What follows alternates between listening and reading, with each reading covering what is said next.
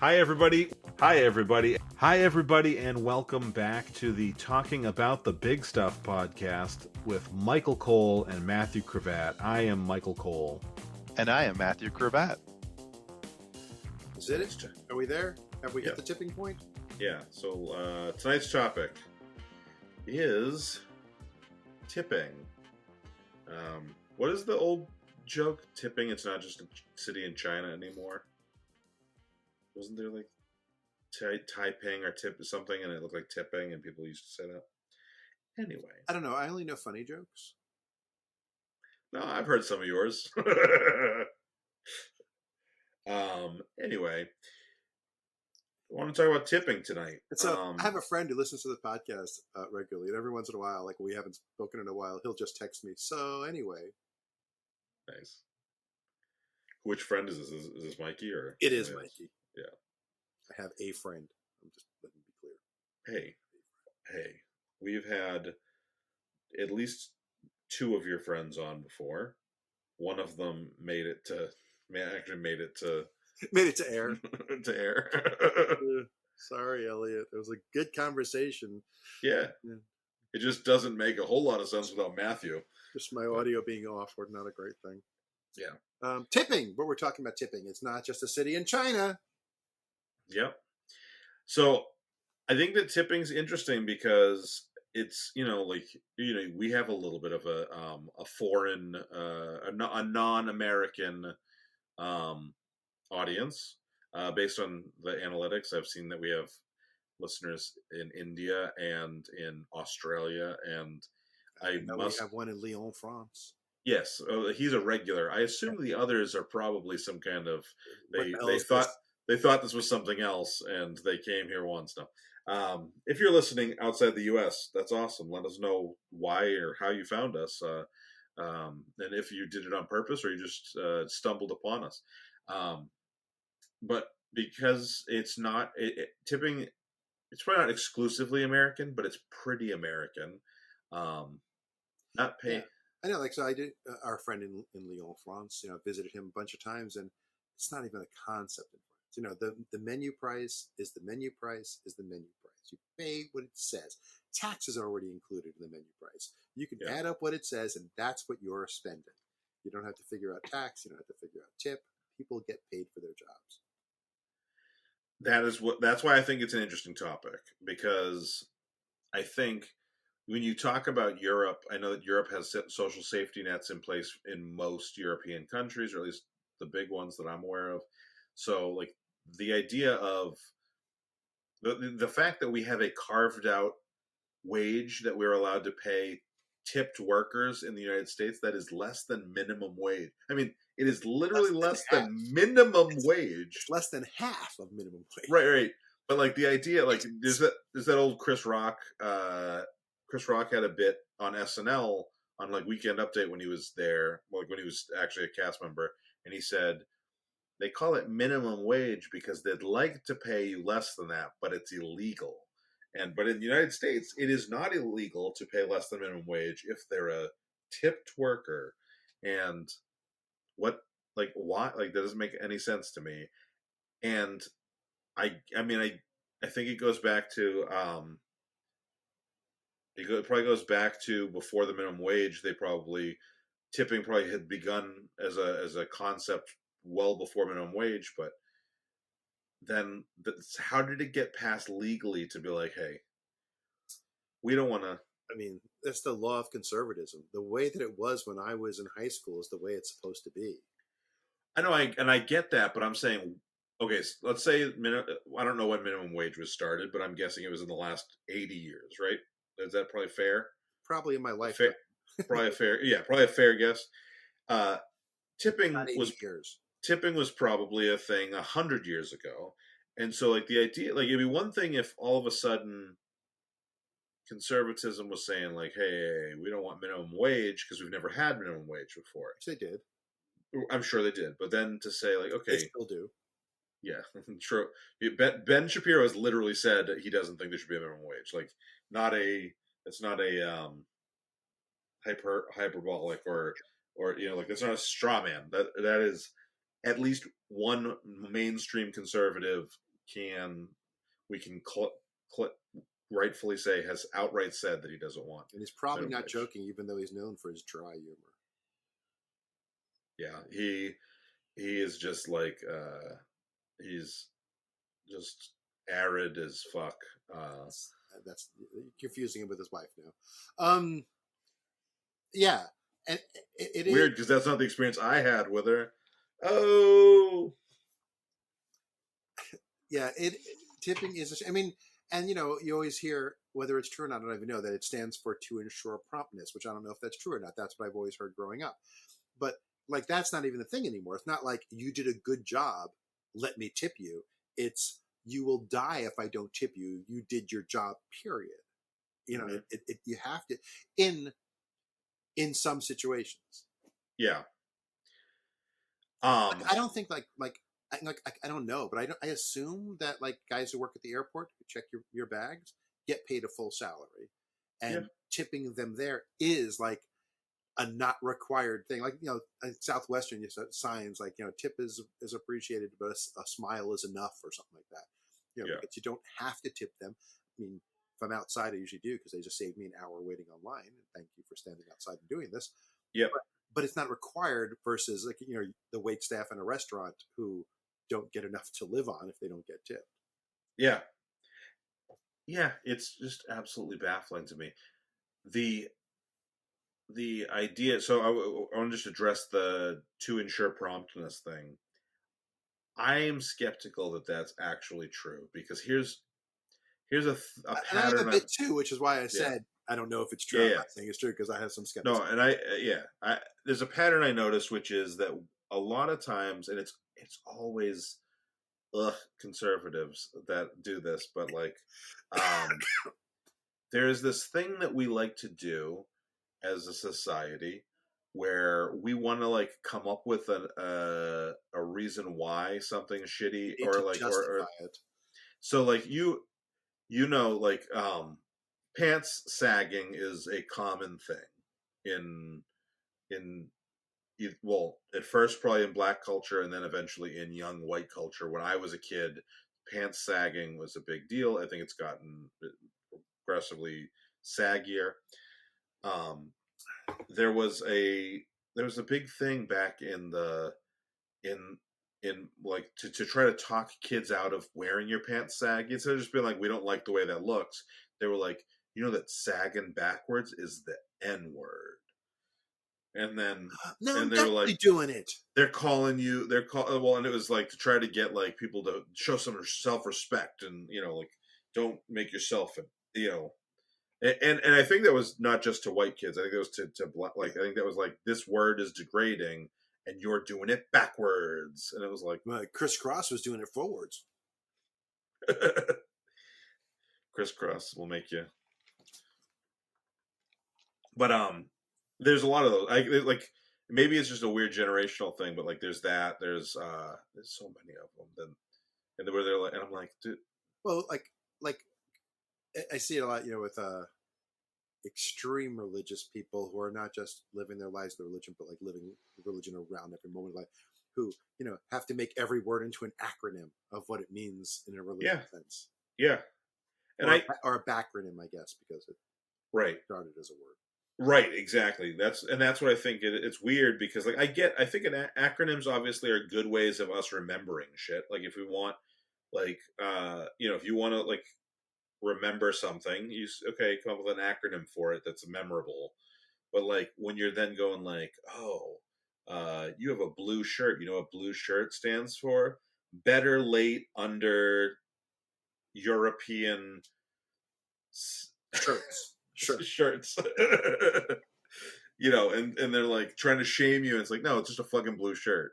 So tipping, I think, it seems like to ensure promptness is a way of me being like, look, this is not just a thing that you get. This is when you are prompt, you will get a tip. Like, it feels like. But I think, it's a tail wagging the dog. I think that part was a way that a lot of just were in the day, not in the current universe where it's part of the job. But I think there was if you went above and beyond, I'm going to give you money because you did something special, versus you're required to do it all the time. Yeah, I agree. But now it's a way to just keep people starving. Like you have to work your ass off because you need to make a tip. Why should I, the business owner, have to spend money on you, the employee, on a slow day?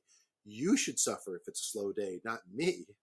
So one of the things that has always been argued to me about a living wage is it's a death wage for businesses.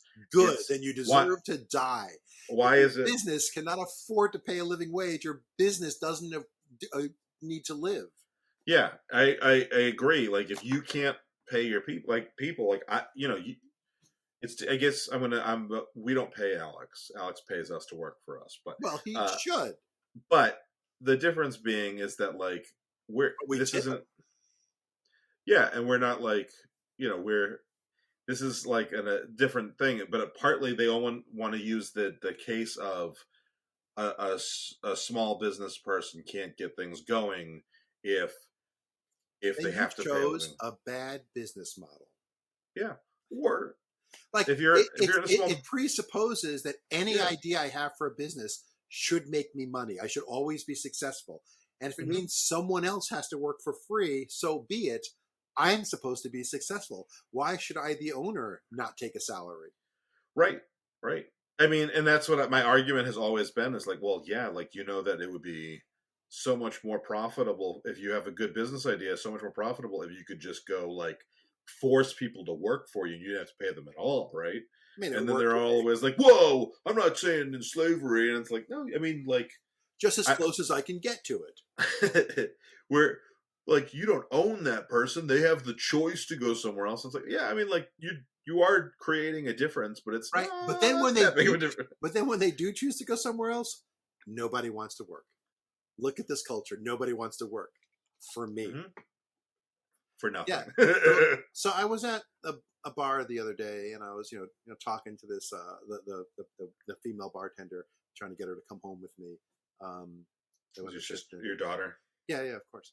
So I was going to pick my daughter up, and she's like, I made this big party going on, and this is happening. She was really busy, and she mentions as we get in the car, she made $5 in tips. I'm like, $5?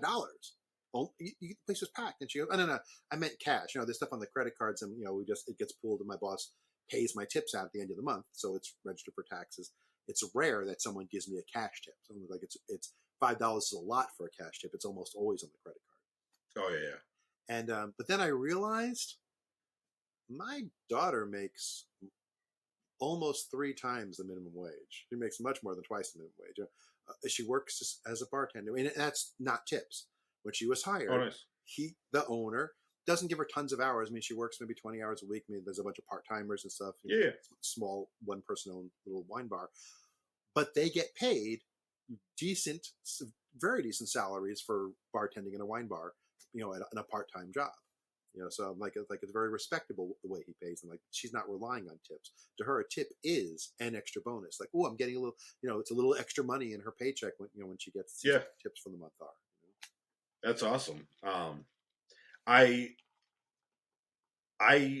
that makes me want to go there and not tip her. No, if knowing that she makes the one, no. I think that. But it means that if you do go there and tip her, you can tip her because you think, wow, she made my evening better. She entertained me. She was good to talk to. Like she gave me good service. She genuinely deserved to be tipped. I didn't have to tip her. I didn't have to tip her to look at myself in the mirror. Right. Like, well, and she didn't have to be nice to you because she's doing it to get a tip because she needs the tip. She's doing it because she's a nice person and she likes to work there. Yeah. I think. I'm probably a bad example because I think if we raised the wages up on most restaurants, most tip services, to a living wage, I would probably still tip. It would be a lot less probably. Like I always tip 20 is bare minimum. Right. So to me, 15 used to be the normal tip, but if someone did particularly good, I did 20 because I'm a nice guy. But since 2020, since the pandemic, 20 is minimum. But I'm gonna go. Here's where it bit me in the butt. Okay, so even like we started doing just takeout all the time, right? During the pandemic, stay home, but you still tip because you're like, people need the money, even if it's going to the owner. He needs the money. She needs the money to stay open. So I felt wanting to tip. But then you get really shitty service occasionally, or you get screwed completely, and you tipped for the pleasure of being screwed when you pre-tip in advance. Like Yeah. you're online, you pay the order, and it's got 15, 18, 20, 22, 25, and you're like, yep, 20%. I want you to have money, even though I'm doing what in the past would have been no tip. If I went in and ordered something to go, I wouldn't tip normally. Like the meme I sent you today. If I'm standing up when I order, I shouldn't tip. Yeah. But I have been. And then this day, I wanted breakfast for my family, and a new breakfast place opened up in Apex. And I was like, I am going to order from the new breakfast place. So at 8 in the morning, I knew I had to drop Joseph off at work at 9 in Holly Springs. The place was on that side of Apex. So I said 9:30 pickup. And I ordered stuff for me, my daughter, my wife, my son, and my daughter-in-law. Whole bunch of breakfast for pickup at 9:30. I ordered at 8. So it will be ready at 9:30. And went, dropped Joseph off, went back at like 9:20, got there, went in to see if it was ready yet. It'll be 45 minutes. I was like, it's supposed to be ready in 10. I ordered it over an hour ago. How can it be 45 minutes? So I left to run another errand, came back, and it was there waiting. God knows how long it was waiting, because I came back in the half an hour, maybe it's waiting the full half hour. Maybe it was ready the moment I walked out the door. I don't even know.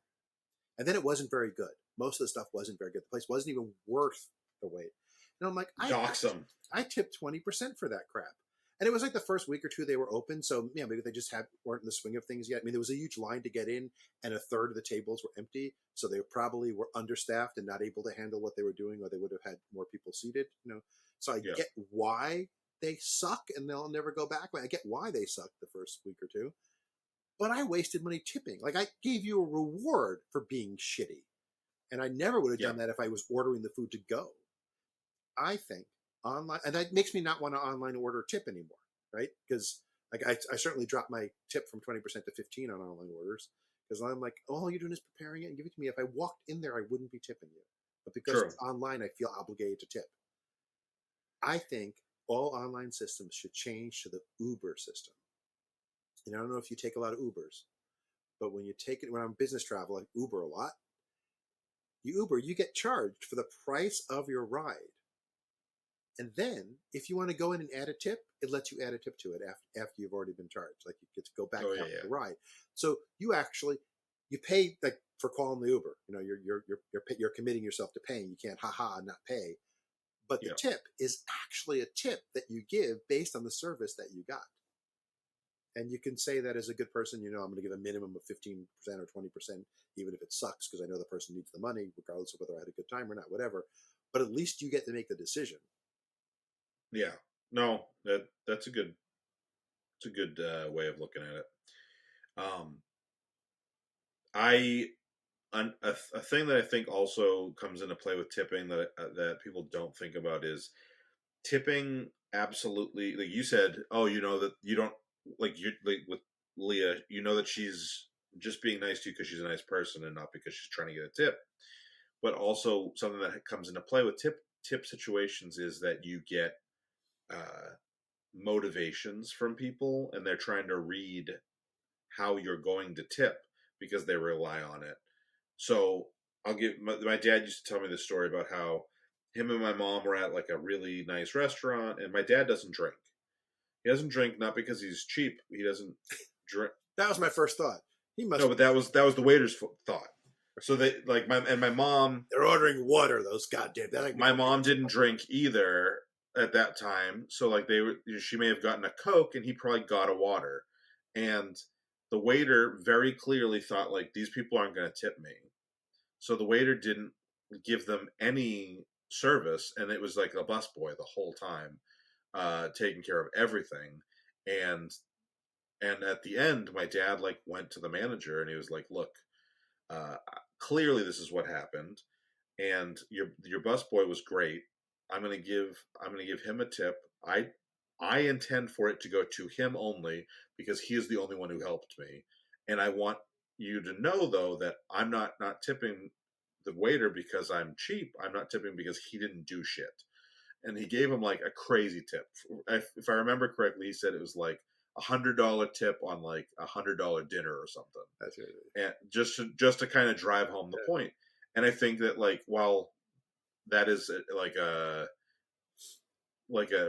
extreme take, I think that there is a good amount of like, oh, they're getting drunk or they're having a drink, they might have a second drink, and you're tipping 20%. If you Right. order more, you're tipping 20% of $35 isn't a big deal. 20% of $200-300 is a huge deal. And so like if you're driving up the bill, they're paying that attention to you. But Yeah, and he might making the cut their decision of this table, even if they're nice one of people who would tip 20%, they're not ordering as expensive a meal as that table with 6 people. I want to give all my attention and get that one raised to 25 yeah, because that means more money than the 20 I'd get from this table. absolutely, yeah. Yeah, and the other one that I don't even understand is split tips, where you're splitting with the busboys and with the kitchen staff. So then it's completely, it's just a transactional thing because it's part of the cost of the food. Mm-hmm. Because you're not like, I don't like the two. You got one waiter who's shit, one waiter who's great. They're going to share tips at the end of the night. You're not rewarding the waiter for good service. You're just paying their salary. So yeah, why not just build it into their damn salary? Paid, Yeah, I'll see if I can find it and I'll put it in the show notes if I can. There's an Instagram guy that I started following who he's got some real hot takes, but I've agreed with most of them I think so far. But one of the ones that he said that kind of was what prompted me to go, oh, we should talk about tipping, was the idea that like no, like us, I think you said it earlier too. Like us tipping is us paying your people's salary because you won't. Like just build it into the price. Like if I have to pay, if it's a $12 hamburger right now and I have to pay $20, but I know that the person serving me, well then like I was going to spend that money anyway. If you raise everything 25%, Yeah, so they can get the 20% money they would have gotten. yeah, But the problem becomes for the owner on a slow day when there's no customers. Right now, I pay my employees $2.50 an hour. You're telling me to pay them $20 an hour, even if it's a slow day. Yeah, yeah. And for some reason, they think that the business owner shouldn't be the one taking a risk of making money or not making money. It should be the lowest person in the building who's taking the risk, which is what culture is. Yeah, absolutely. Yeah. Also, I guess there are people who are really good wait staff, especially who, in places that are pricier, who make tons of money. They don't report to the government because they get it in tips and a way they can hide it in cash or whatever. And they probably like the fact, there are people who like the fact they work for tips because they can make money they can hide. Yeah, no, there's obviously there's always people benefiting off of every system, but like, yeah, it's but your comrades are suffering in the restaurant next door while you're making a profit in yours. Yeah, I mean, I think when you look at it like with the like, yeah, there's some people who are definitely, especially like if you're a wait staff at, let's say you live in a relatively inexpensive apartment in New York or Las Vegas, or some. It could be out of town. It could be out of town. Relatively inexpensive apartment in New York. But then you're making. That's why I said relative. That's relative's doing a lot of lifting there. But then you're making. Let's say you're actually making a ton of money off of tips every day because you're in like the busiest place in the world. Then like there's obviously going to be that. But it's the same thing as we can't look at things. We have to look at things the correct way. We can't look at them backwards. We can't say, it's the same thing as like, oh well, baggers aren't supposed to make a living wage because that was supposed to be a job for kids, and we don't have to pay kids. Yeah, well, like the whole thing that fast food restaurants should be peopled entirely by teenagers because they don't get paid, and it's like, so you don't want to buy anything until they get off work at 4, right? And we get off school at 3 and get there at 4. Like McDonald's isn't going to be open for breakfast and lunch if it's only teenagers working there. Yeah. I got into, so they were starting to raise the minimum wage. I don't remember the whole story. someone they were talking about raising the minimum wage somewhere, and I got into an argument with somebody about it, um, and the response that I got was, "Why should a?" And they always call them burger flippers, which I get it. That's a part of the job, but like The it's fry droppers are more impressive to me, quite frankly. burger flipper is the way that it gets used now is starting to sound like it like a low Derogatory key burger term. derogatory term. But they'll be like, "Why does a burger flipper deserve to make $15 an hour? I make $15 an hour," and I'm like, or I think someone said, You're being underpaid, Mr. Yeah. EMS tech. Yeah, that's exactly the job I was going to say. Is I think it was someone said like, "Oh, EMTs or EMS techs make $15 an hour. Why does a burger flipper deserve that?" And it's like, oh, is that how this works? Because I think an EMS or saving my life deserves $50 an hour. So Matthew, Yeah, you're underpaid, and you're blaming the person behind you instead of the person above you. yeah. Well, and especially when you see that the cost of that ride, they deserve $50 an hour. Where the fuck's all that money going? Okay. You know. Hey, patrons, here's something that's probably going to get cut out of the main feed. Not because it's dirty at all, just because it ruins the theme of this of the flow of the podcast. But I want to say it, so fuck it, I'm saying it. It's time for classic '80s sitcom flashback.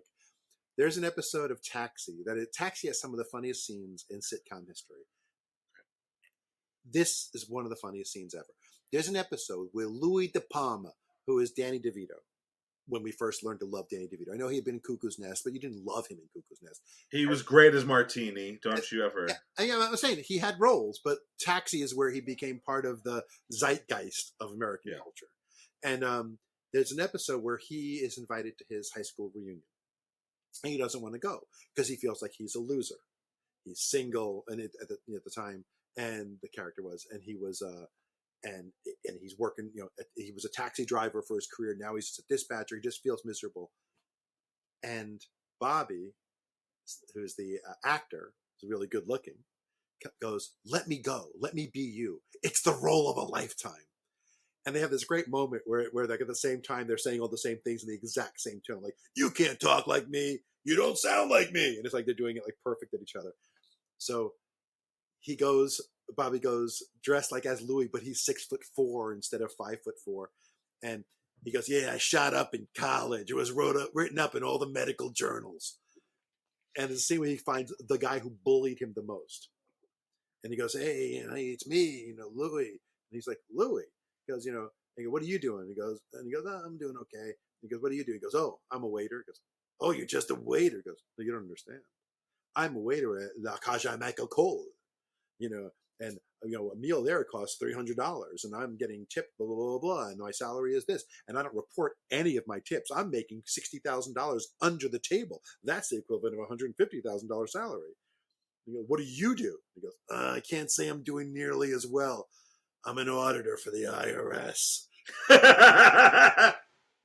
It's one of the funniest moments in TV. My shitty retelling of it is a funny. That's a good joke. I've watched.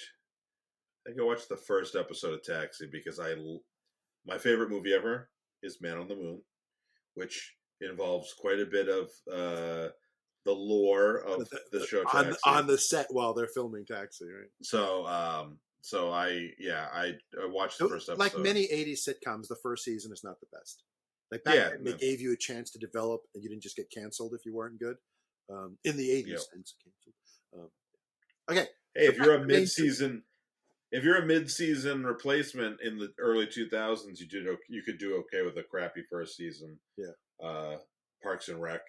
I want to say New Girl. The Office. I think all those were mid-season replacements, and it's like we don't have secondary season replacements, so we got to run these 6 to 10 episodes that we ordered of the show, and they're not great. And then they're like, well, they did okay enough, and then you get a season 2, and you're like, okay, well, Parks and Rec is one of my favorite shows of all time. Now, and so now we know what we're doing. We're in our character. Yeah. Want to hear a cool thing? Cool little Doctor Who trivia. When Peter Davison's Doctor, they filmed, back then they used to do half-hour episodes, and like 4 or 5 episodes made one story arc. Yeah. They filmed the third story arc first, then the second, then the first. So that when they filmed what would be the first episode you would see with the new Doctor, he and the crew and the writers and the director and the co-stars all had cohesion and developed their personalities and their interactions. So it was a great first story. And the next story wasn't quite as good, and the next one kind of sucked. But you already knew the show's good, so you didn't make a difference that one. And the next one was really great again. That's So awesome. It was like the old, use your second funniest joke first, then your weak stuff, then work up to your funniest joke in your set, so you end big. That's kind of the way their season was. Oh, that's awesome. That's good. That's cool. Yeah. Okay, back to the main feed. Back to the main TV breakover. Back to tipping in the South. Tipping in the South. So here's a job that deserves tipping, though. Titty dancer. Oh, for sure. Yeah, I mean that's where tipping. You earn that tip. Sometimes I think about. Sometimes I think about. Often you think about it. I know you do. The interaction that the cost per act or of any given number of sex workers and sex acts, and you think about it, and there's a meme now that actually where it's the waiter or waitress expects $20 at the end of an expensive meal, and they didn't even do a good thing. But if you give her a 1, she'll let you stick it in her panties. But I genuinely think that it's crazy. Like when you think about people being like, oh, $20 for 3 minutes of of her, of her sitting on my lap. Like that's, I'm like, I feel like that's a decent deal. Sure, you're not getting everything you want out of it, but she has to sit on your fucking gross ass lap for 20 minutes, and realistically, you're getting groped, and she's getting groped, and so yeah, it's really interesting to think about what a weird dynamic that entire scenario is. That it's a completely different experience for the two people engaged in the activity. Yeah. It really is. Yeah. So one thing I want to say is a long time. This will be a patron story. So, so dancers deserve tips. We're good on that. That one we agree on. Yep. Yeah. And I think that I would probably still tip a good amount or a fair amount if people were paid a normal wage. I know that you don't like this. See, but does it become insulting if you give someone a tip who doesn't work for tips? I don't. What the hell you do? You give me a $5. I don't want your money. I'm getting paid to do my job. I don't need you to give me money because I did my good podcast there, Matthew. Here's $10. What the fuck? Hey, don't knock it. I don't know. That's true too. Is there is a little bit of a dance monkey kind of vibe to tipping too, which is earn it. It's like the story of the guy who would go and put a stack of ones on the table, and every time my drink gets down to the bottom without being refilled, I take one off. So you're losing your tip every time you do something wrong. That sucks. That's so fucked up. I will say, my brother-in-law. Sarah told me not to tell the story anymore, but I think it's hysterical. I don't think it's a bad story. I don't think it makes him sound bad. It's just funny to me. Goddamn brother-in-law, I hate him. When my sister, I hate him more than your father hates me. Well, his name is Matt also, and he is anyway. Now I know I hate him. So when he was he was probably dating my sister for a year, and Sarah and I had been dating for 2 years. So early on, we weren't. None of us had kids yet. We weren't married. We went to Texas Roadhouse, and the waitress comes over, and this is up in New Hampshire, and the waitress comes over, and he looks at the waitress and he says, "Hey, if every time you come back, you bring more rolls every single time, right? Whether we have them in front of us or not, I'm gonna give you a really good tip." And he goes, and the cinnamon butter. Definitely the cinnamon butter. So So. she says, just to get a bunch of baskets of just 2 rolls per basket with the cinnamon butter, and just keep dropping off 2 rolls. Yeah. But I love Texas Roadhouse. I think it's the best chain. I went to it once, and it was in Myrtle Beach, and my mother wanted to go to it for some reason. My parents were in Myrtle Beach, and we were in Myrtle Beach. We got timeshare, and we got them one, an add-on price kind of thing. And we were like, why the hell? All the privately restaurants, all the different places we can go. We're going to Texas. What the hell, Mom? But we went, and it was really good. I was shocked. And like, Mom did her research and knew that it's a really highly rated place, and it's really good. And that one particular is a particularly good one. And I was like, I did not expect it to be as good as it is. And there's one in Holly Springs. I drive past it all the time. Yeah. I think they do the peanut thing when you're waiting and stuff. And since that time, my wife has developed a peanut allergy, so I'd rather she not die, so we don't go there. Post-COVID, I don't think that they do the peanut shell thing anymore. I haven't seen peanuts there in a long time. Because I don't know if the peanut dust is ingrained in the entire building. Yeah, I don't know. But we... let's find out. The other thing... Get the EpiPen ready. Honey, we're going for a burger. Sarah and I used to go all the time in Massachusetts with some friends, and every time, like almost, I don't know that I'm exaggerating when I say every single time we went to the one in Worcester, Massachusetts, there was some charity event, and anything you bought, like 10% of it was going. It was like Spirit Night. It was like kids cancer. Like it was always something like you're like legitimately like they're causing more cancer. That's awesome. I want more cancer. It's every single time, and I was like, well, I mean, at this point, like you almost feel like you're like going to I'm doing a good thing. I'm doing a good thing by having a steak dinner, but like to be fair, like their prices are not expensive, so it's not like you're going somewhere that's way upcharging you. Like you can get a small steak dinner for like $13, and like 10% of that was going to charity. Yeah, that's like a pretty fucking good deal, and it's not a bad steak for $13. I'm happy to get. Why am I having a steak? So $1.30 can go to charity. That's my goal. I mean, I could donate $100 to charity, but no, I'm gonna eat a steak. I'm gonna eat a steak for charity. Cholesterol. This is the hit I'm willing to take. I'm willing to have diabetes and a heart attack so that charity can get $1.50. You get the point. It don't mean nothing to me. It's 7 cents. It's nothing. You know what I'm talking about? I don't know 7 cents. So last week when we were recording exit interviews, you were like, you said 5 cents, and I kept going, and you were like, no, okay, 7 cents. It's nothing. It's nothing to me. I'm making twice as much money at this new job. Okay, 7 cents. I used to work in a video store, and one day, and I used to hang out at this, have lunch at this hot dog and burger place nearby, and the owner used to always try to hire me away. He's like, I don't trust a lot of these college kids. I think they're giving free food to their friends. I don't think they're stealing from me for the register, but I feel like they don't charge their friends for the fries or for the second beer or whatever. And I trust you, Matt. You should come work for me. Whatever you're making at the video store, I'll give you 25 cents more an hour. Just whatever it is.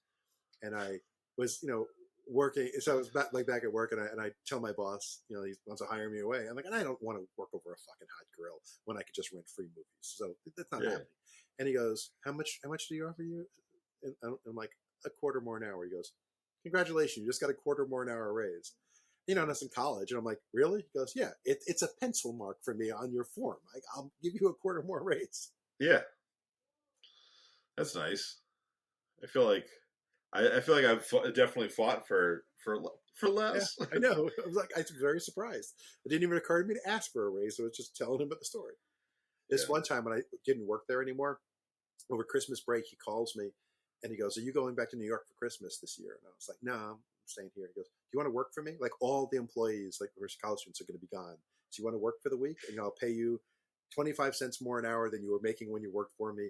And out of my own pocket, I will buy you any item in the store. It's a video store.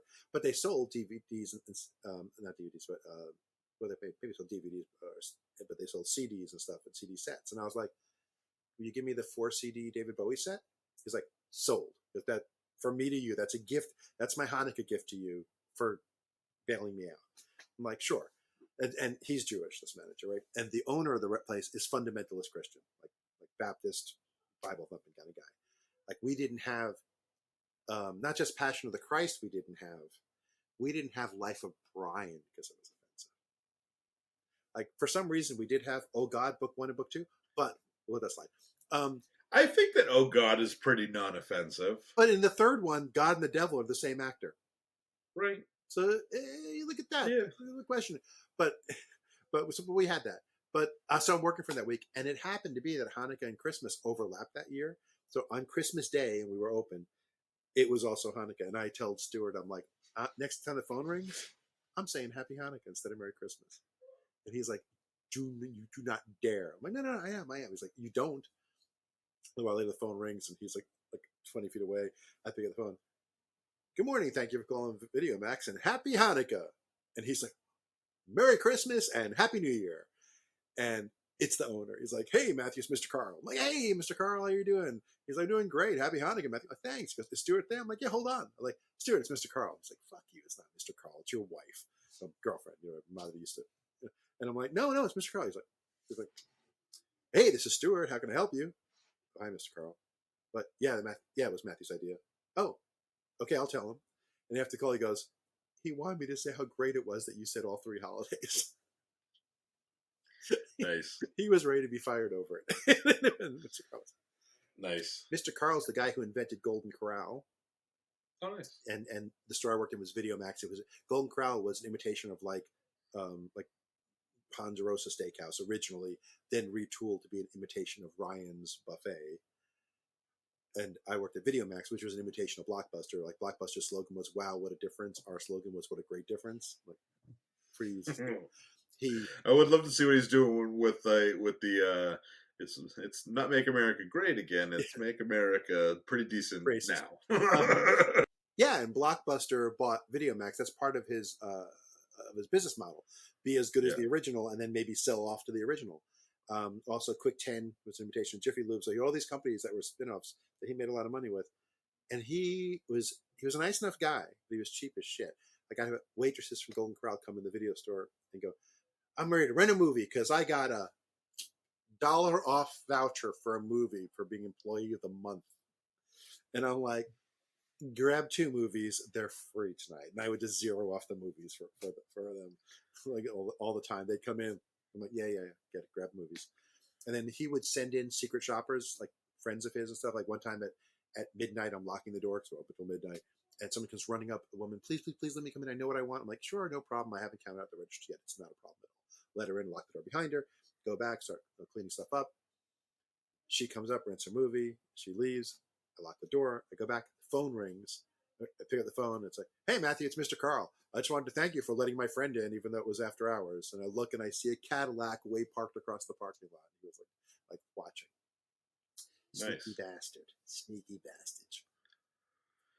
So you mentioned Oh God, which is George. Oh, why the fuck? Just has his name. Burns. George Burns. George and Gracie. Yeah, there was this story that several people that were at his 100th birthday tell about how he had this joke that he liked to tell, and he told it on his 100th birthday, which is, what did the doorman at the sperm bank say? Thank you for coming. So, he had a show, a variety show with his wife, Gracie Allen, back in the 50s, Burns and Allen. And I've heard of the 50s. It was one of my dad's favorite shows. My dad liked classic comedy.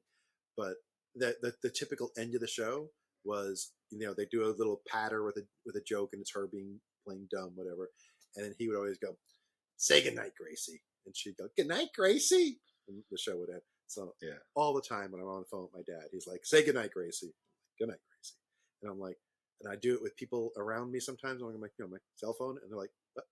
Who's Gracie? I'm like, I was just talking to Gracie. Yeah. It's been our thing my entire life. Good night, Gracie. Nice. George Burns comes home one day and Gracie goes, George, you're going to be so happy, George. I saved us $200, George. $200. That's amazing. How did you save us $200? Well, there was refrigerators and they were on sale for $1,400 instead of $1,600. So I bought one and I saved us $200. But Gracie, we have a refrigerator, but this one saved us $200. That was comedy in the 50s. Yeah. I have in the last couple of years, every once in a while when I'm in a really bad mood, I'll go on a Don Rickles on YouTube binge.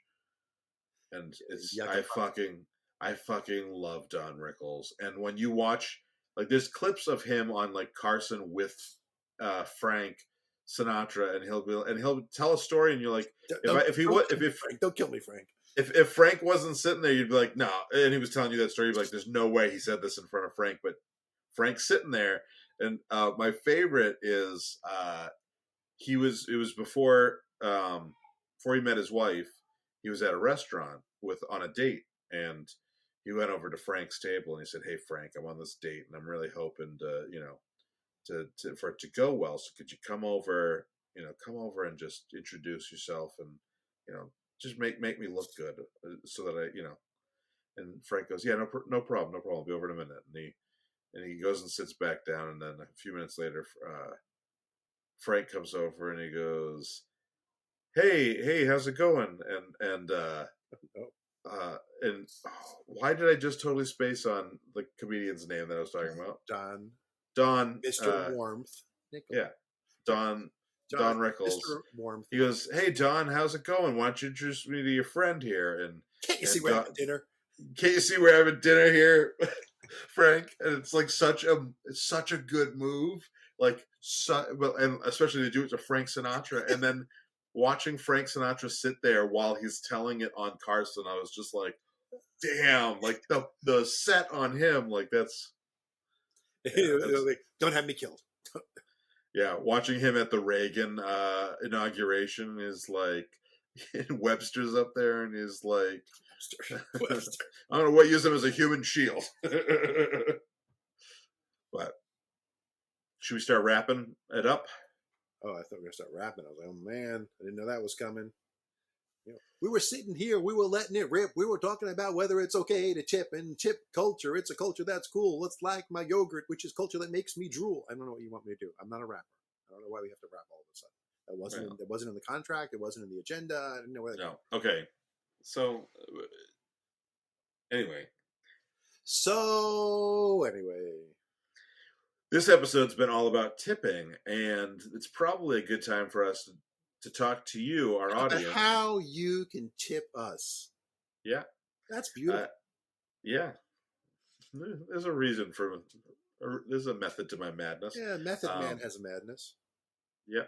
So anyway, why don't you start with the video stuff, since you like the video stuff? I love the video stuff. If you're watching us on the video stuff, like say you're on the YouTubes right now, you know what you could do? You can just hit the like button right now. Like this video, this particular video, like it.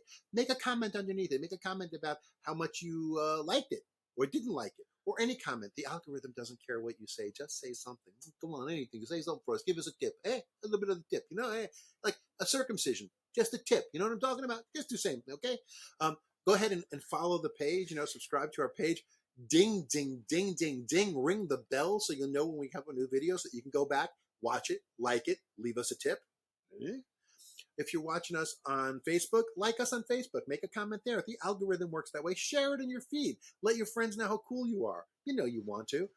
If you're watching it on our webpage, talkingaboutthebigstuff.com, don't watch it there. Go to YouTube. We need the views on YouTube. Come on, let's fan with you. The one on our website is YouTube. It's just embedded, so it's still. You can't comment. You got to go comment. Watch it on our website. Fair. Rub your nipples a little bit, get excited, then go over to YouTube and make a comment. But maybe you don't watch it. Maybe you're just listening. I don't know.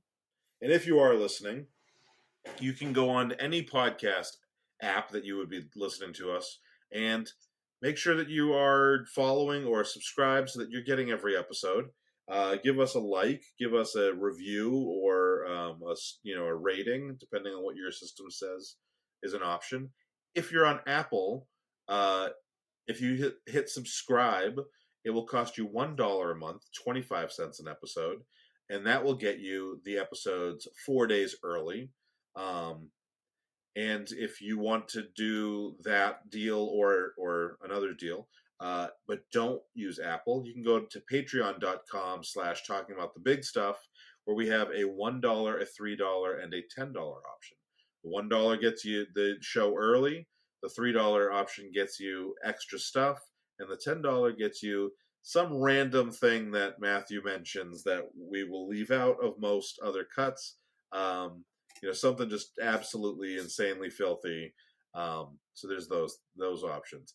If for some reason you just want to support us and you're interested in our other projects, we also have a Patreon at patreon.com/chocolate diamond media 105. And that Patreon gets you. We're doing like whoa. Are there 104 other Chocolate Diamond Medias? I don't know why it didn't let me just do Chocolate Diamond Media. It made me do 105. We're the 105th Chocolate Diamond Media? It would not let me just pick Chocolate Diamond Media. What the hell is Adam up to? Adam's just like 100 partners? He's just making it real hard. So if you go there, not only will you get there's those same options at a little bit higher price, but it's a bundle package. So we just launched our exit interviews series on Instagram. That's and you can get on those exit interviews are little comedic videos, someone quitting a job. They're really, we're trying to make them really funny. So the first one has done, I think, really well. People are liking it. You'll be able to get those early on there. We're going to add extra bonus content from those on there as well. So we improvise those. So what we do is we present a final polished cut. But if you're a patron, you'll get a lot more of the stuff that usually we laugh too hard at during the filming, so we couldn't use. Yeah, or Matthew just goes absurd and just like makes me laugh, but he gets a million jokes out there while I'm just giggling. So like there is good content. Yeah. And we will be announcing another podcast soon, which will also be on there as well. Back to exit interviews for 1 second, though. There's another option for you to support us, which is go on Instagram or TikTok. It is exit.interviews. And just check it out. They're 1 minute and 15, roughly. We only have one up as of recording, but by the time you hear this, we'll have 2 up, and we'll have recorded the third. And check them out. Give that a like, too. It's great. It'll be helpful for us. Matthew, you got any? I was say, and while you're liking stuff, even if you don't use Apple Podcasts, you can get an account on Apple. It doesn't cost nothing to give an email address and a password, and you can go ahead into the podcast realm and go ahead and give us 5 stars and just say, "Hey, I joined Apple just because I love this podcast." So that means people who do use Apple, which are inferior people, we all admit that, but at least they'll have more of a chance of finding out about the pod. Yep. Okay, and Matthew, do you have anything else to say about tipping? No, nothing to say about tipping. I just want to thank everybody for watching the episode and being with us, and I hope you enjoyed 20% of it. The preceding podcast has been a Chocolate Diamond Media LLC production. Copyright 2023, all rights reserved.